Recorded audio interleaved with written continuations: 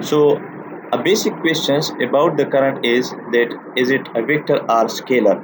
So the answer is no.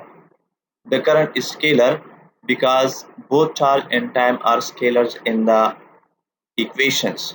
If you look at this equation, which is the basic definition of the current, rate of change of charge flow, uh, here you see the charge which is scalar, time which is scalar. So the current which is product, it is also a scalar. There are other reasons uh, for the current to be scalar. For example, look at this figure. Here you see that the current which flows in the direction of in the right direction in this wire, which we call I naught, when it reaches at this junction, um, which is A, it splits in two ways. Okay, one is called I1 and the other is I2.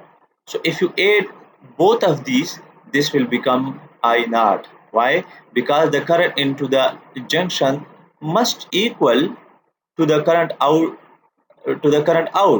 So because the charge is conserved, and you will write it like this: I naught is equal to I1 plus I2.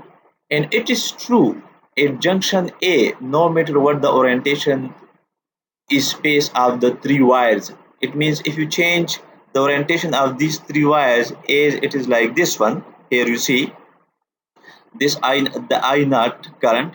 So the wire has been bent a little bit, and you see I1 is straight here, but I1 is bent here, and the I2 has completely been D-shaped. So for both these two cases, the equation is I naught is equal to I1 plus I2. It means you will add these two currents, I1 plus I2, just scalarly. And scalarly means you will not take into account the direction of the currents. So here you see direction seems this way, and here you see the direction is a bit disturbed, and here you see the direction is straight, but here the direction is completely, it is curved. First it goes in this way and then it goes in this way.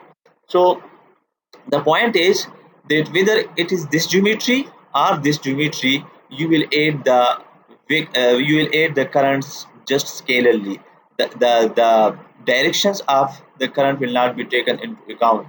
So we can say that the current doesn't obey the law of vector addition. So since it doesn't obey the law of vector addition, it is not a vector. And so what does this arrow basically show? The arrow just shows a direction, or you can say a sense of flow along a conductor. It is not a direction of the current in space. Hope it is clear. Thank you.